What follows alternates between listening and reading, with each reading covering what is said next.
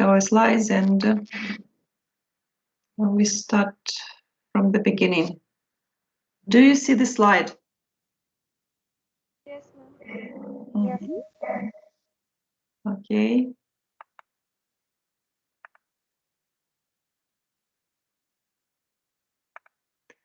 Okay. So as you remember, we started working with the book from Oxford English for Careers series, which is called Medicine 1.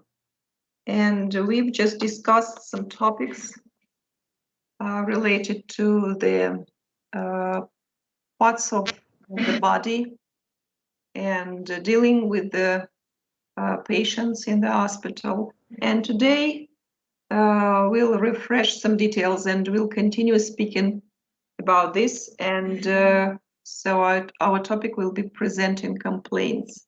So this is the book that we need to use. We will use in our course. Do you have this book, the electronic version of the book? No, ma'am. No, ma'am. No. No, ma'am. After the class, so I'll send it to you, or the link to this book, just so you can read it. And so we start with thinking about going to the hospital when patients visit the hospital. And here we can see the picture, the typical picture of a hospital nowadays. And when people go to the hospital with their health problems, what do they start with? Who can answer this question? Checking the temperature. Okay, when they enter the building, yes. So some kind of equipment takes their temperature. Okay, then what happens next? Then sanitizing their hands. Sanitizer. Mhm. Mhm. Yes, this is the typical just procedure that happens during pandemic everywhere in the world. Mhm. And then what do they need to do? They visit the receptionist. Exactly, yes. And so what does the receptionist do? They'll take the personal information and the timing when they come and record the temperature And checking for them to wear masks. Are they wearing masks or not? Mhm. Mhm. Good, yes. Okay. So and here are some ideas about what happens next. A doctor or receptionist takes the patient's personal details, and the doctor keeps patient's records. And these kind of records can be kept on computer or on paper, and so you can see the pictures that illustrate this way of keeping patient records. And we agree that keeping digital patient records is more convenient. Can you think of any advantages of keeping patient records on paper?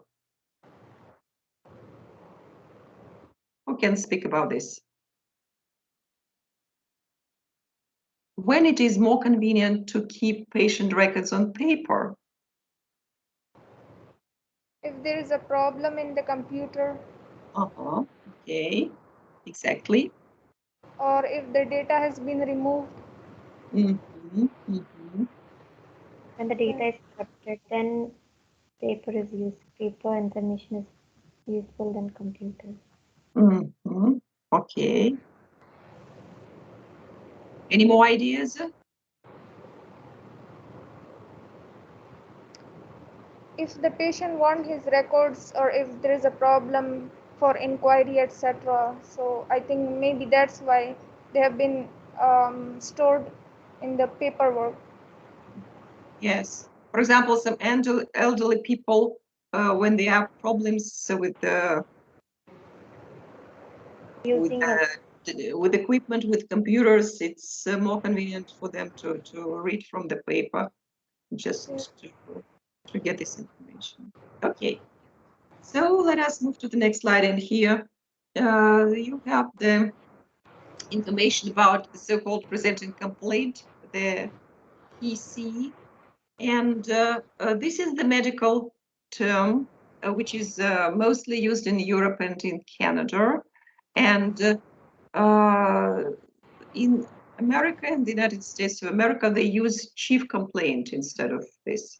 So both presenting complaint and chief complaint mean the same thing. So the definition is given at the bottom. This is the initial concern which brings a patient to a doctor, or in other words, the reason for which a patient approaches the doctor. So is it clear? Do you understand? Yes. Okay. Yes. And if we speak about communicating between doctors and their patients, doctors use Socrates in the history of the presenting complaint to help them remember the main questions they need to ask about pain. So this is the word which goes vertically, Socrates, and each letter stands for one word that a doctor should remember to ask about. So S stands for site, then onset, character, radiation, associations, timing, exacerbating and alleviating factors, and severity. And my question is, what are the questions that a doctor asks about pain following this Socrates model? What kind of question does he ask about a site? where does pain? How severe Where it is is? pain, and is it mild or severe? What is the site? Okay, this is about the site, yes? What about the onset? Huh? The next one, onset. What is the question? When does it start? When From Again, when does it start? Okay, exactly. What about the character of pain? Is it mild throbbing? or severe? Mild or severe? Okay, so about radiation? About therapy, radiation therapy. Treatment.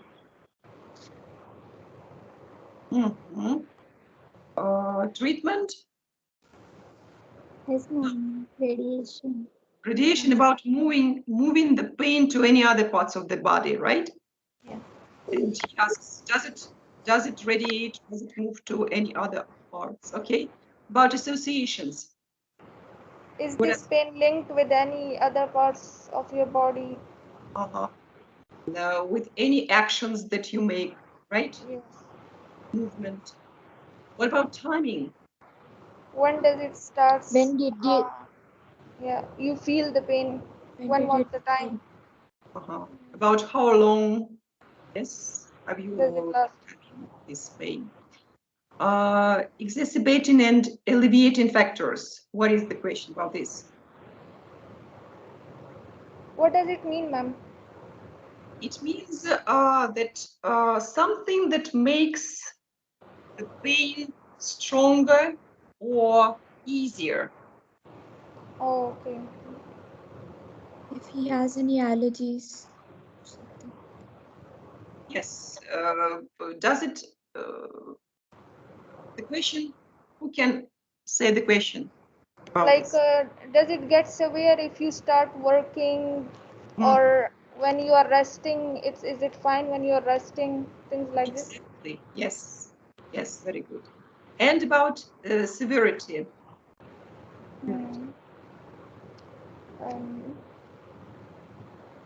Like, is it that much severe that you have to take medications for it, or no? Is it normal? Okay. Is it mild or severe? I Is it see. pain? Okay. Let us actually move to the next slide, and here we can see these very questions. About the site we were right. Where exactly is the pain, about the onset, when did it start, and pay attention to the adjectives which are given here. Was it constant, intermittent, gradual, or sudden? So these are very useful just words to clear out, to find out about the pain. So the same is about character. What is the pain like? And here we have the examples of how can we describe this pain: sharp, burning, tight. So this will help the doctor to understand the reasons of pain. Radiation, does it radiate or move anywhere? We were right about this. Associations.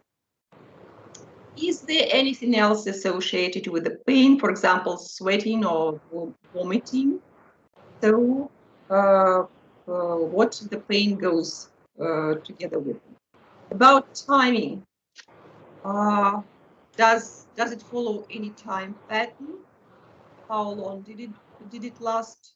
We were right about this. Exacerbating and alleviating factors. Does anything make it better or worse? And severity, how severe is the pain? And look, this is an interesting idea. The doctor asks to consider this using the 1 to 10 scale. So to describe the pain on the scale from 1 to 10. This is this can also help in understanding the nature of pain. Okay, and if we move to the next slide, here you can see the picture that shows Dr. Martin and Mr. Wood. We are going to listen to their conversation. Before we start listening, we need to clear out some details. And on this slide, we can see several abbreviations. The task is to decide what the abbreviations below stand for. So the first abbreviation, what does it mean?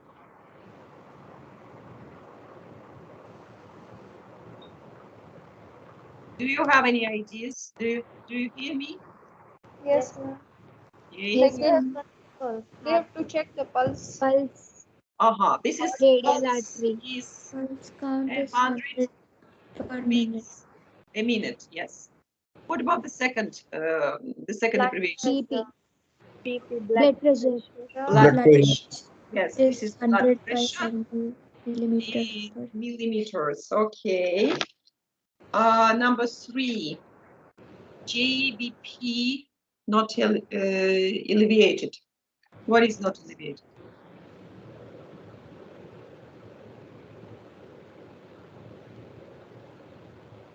No idea. This is also pressure, but this is like Venous pressure. Jugular yes, venous pressure. jugular venous pressure. You are right. Okay. In this case, it's not alleviated. Then we have CVS, NAD. And you can also see NAD in the last line, number 9, NAD. Have you ever heard NAD that the doctors write on somewhere in their history? NAD stands for it gives no there is no abnormality detected. Yes, no abnormality detected. And detected. yes, CVS stands for a kind of system inside our body. Yes, you're right. Cardiovascular system. Cardiovascular system. System. Yeah. Okay, number 5, OE. Observed to expected ratio. So examination. E stands for examination. This is on examination. Number 6 is widespread early inspiratory fine crepitations. Crepitations. Do we understand this? What does it mean, crepitations? No Okay. idea. So crepitations means some kind of sounds that we can hear in the lungs if the person has a kind of disease. Audible, number 7. Hearable. Like, yeah. Hearable. Hearable or Yes, audible or we can hear this. Yes, it's audible. We can hear these crepitations, for example, are audible. Number 8 is abdomen, normal. So I think it's clear. And number 9 is CNS. Central nervous system. Exactly. central And nervous system. what's wrong with central nervous system? No normality detected. Right. No abnormality detected. Abnormality detected. Right, you're right. Okay. So here is the slide which shows us the meanings. So it's per minute, millimeters of mercury. This is about blood pressure. And about crepitation. Here is the definition for crepitation: peculiar cracking, creaky or grating sound around the lungs. So this is crepitation. Okay. Now, if we move to the next slide, we are going to listen to Dr. Martin and Mr. Wood. I hear the noise. Please, everyone, switch on the microphones because it's noisy. Thank you. And one more thing. We are going to start listening to their conversation. And as you listen, please make your own notes about Mr. Wood's presenting complaint. And you see that Dr. Isa works in accident and emergency service.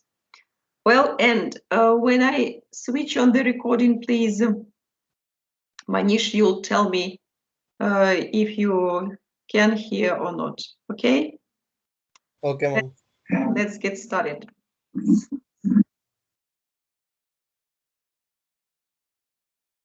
Do you hear? No, ma'am. Mhm. Okay. So what should we do with this? Just a minute.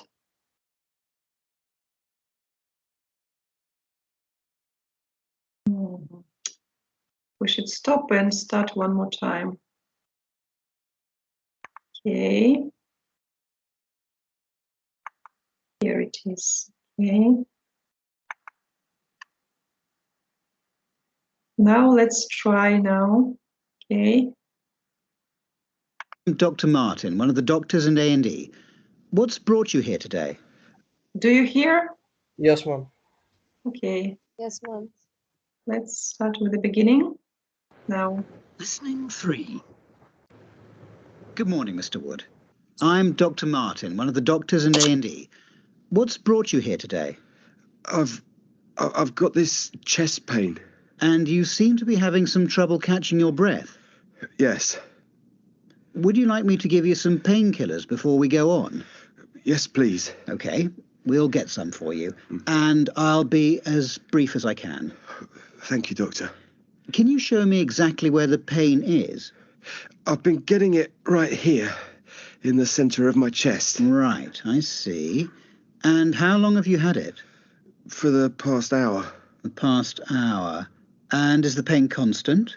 Yes. At the moment, it's there all the time. And does it go anywhere else? At the moment, it's just here in the center of my chest. But it was in my left shoulder before. Can you describe the pain for me? It's all over here. It's not a sharp pain. It's like a tightness, as if someone's squeezing my chest. And when did the pain start first? It came on first when I was bending over in the garden about 2 weeks ago. It's okay. Take your time. And then I got this dull pain and I had shortness of breath. So it started with you bending over in the garden, Mm. and the shortness of breath started at the same time? Yes. Have you had this pain before? Not the pain in the chest, no. I had a pain in my left shoulder and arm when I was walking to work one morning about a month ago. Okay. I see from the notes that you're a bus driver. Yes, that's right. Not the best of jobs to be starting at 5 on a frosty morning. No, definitely not. Did you do anything about the pain? I thought it was a touch of arthritis. There'd been a heavy frost and I'd just rubbed some liniment into it. How long did it last? Off and on for about a week.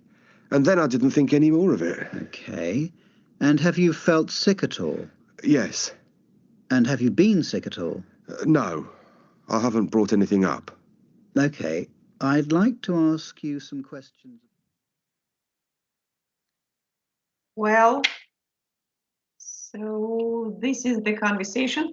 What do we understand from this conversation about the patient? He's suffering from chest pain since an hour ago. Okay, what else? Breathlessness. Shortness of breath.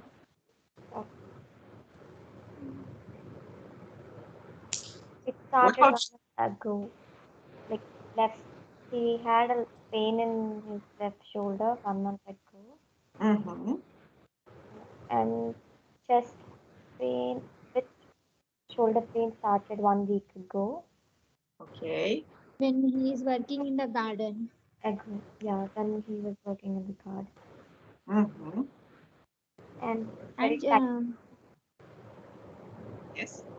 It gets kind of severe. That's why he went to the doctor to check it for examination. Okay. And how does he describe the character of his pain?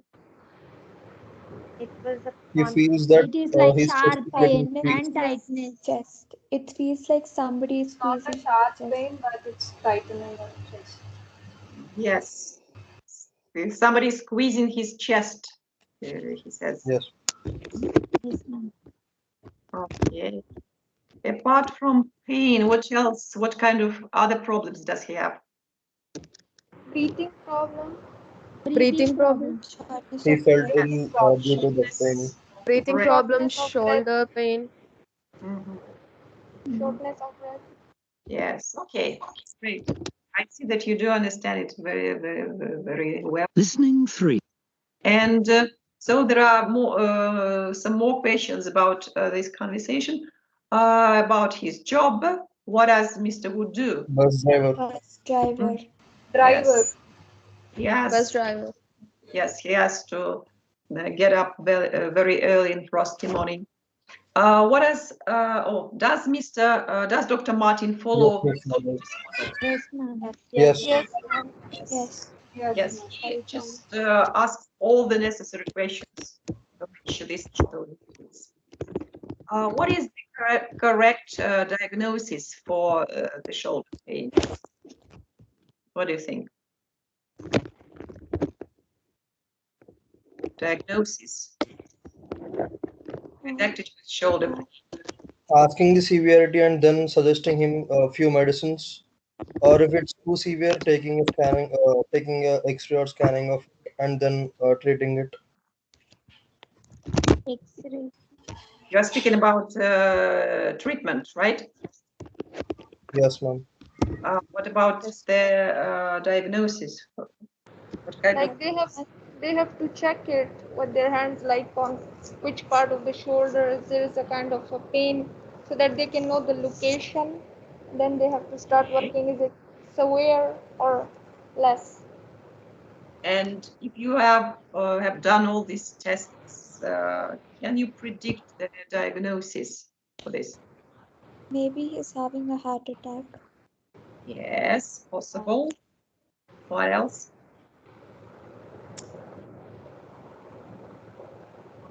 Can it be? Yes. Muscle fatigue or too much load. Yeah. Mm, Chest pain because of stress, maybe. yes. What about angina? Can it be angina, for example? Yeah. And about the treatment, immediate treatment for this disease. Aspirin, chewing an aspirin. Yes, taking aspirin is the best in this situation. And some, as the doctor says at the beginning, some painkillers. Yeah. Okay. So while listening to the conversation, we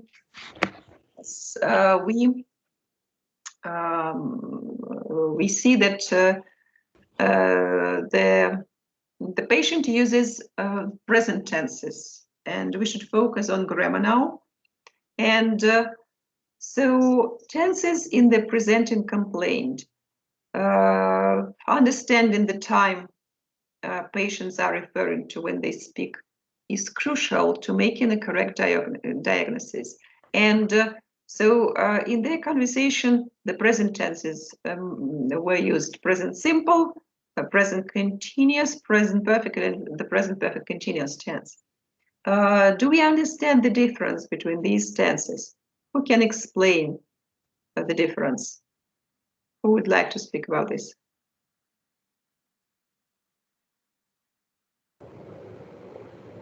Yes? Present simple is the daily tenses that we use in our daily lives. Present continuous, the ing forms which are continuous. Present perfect that have like had or have forms in it. Maybe something in the past. And present perfect continuous, like something happening in the past, but it's continuous. Okay. Okay, good. So you are right. And just if we move to the next, this is just some general rules of the use of these tenses. As you already said about the present simple, here we have, there are several cases when we can use the present simple when we talk about something that is true at the moment of speaking. The examples: I've got chest pains and I feel better. Some general truth in general, yes. Then something that is happening on a regular basis around now. And the example says, I get these headaches in the morning regularly, every morning, every week, every day. So, and the next is a process. Example: when I lean forward, the pain goes away. The pain starts in my chest and moves up to my shoulder. Okay, so this is the process, also kind of common, regular process. And if we move to the next slide, we can see the rules and examples of the sentences with the present continuous verbs in the present continuous tense. And it is used to talk about something that is happening at the moment of speaking. Example: his blood pressure is rising, or I'm having difficulty breathing. And the key phrase here is at the moment, or now. The process is happening now. The next is something that is happening around now, though not necessarily at the moment of speaking. Are you taking any medication? It means, are you taking them just this week, we can say, not exactly at this very moment, but this week. And the next example: I'm having chest pains. It can be not exactly at this very moment, but for example, this week or this month. And the last idea is something that has been arranged for a date in the near future, in the future. So it means that the present continuous is used for planned action in the future. I'm seeing a psychotherapist next Wednesday. So I hope you do remember these functions. And some remarks about the present continuous and present simple. So the use of the verb to have in the present continuous to refer to the moment of speaking is more limited than in the present simple. It means we do not use to have in the present continuous when it means a possession. For example, I say, I have a pencil, but I can't say I'm having a pencil. So, sorry. And so the use of to have in the present continuous is generally restricted to such expressions as have difficulty plus gerund, have something to eat, and have a shower. It means that these very phrases can be used in the present continuous tense. For example, he can't answer the phone because he is having a shower now, right? And let us look at a couple of examples here and compare them. Moment of speaking. I've got a pain in my chest. Or around now, I'm having pains in my chest. This is the ways we can describe this situation. Well, so I think we can take a break now, have a break now, and we can meet in 10 minutes. Is it okay for you? Okay, ma'am. Okay, so this is in 10 minutes. Let us see you.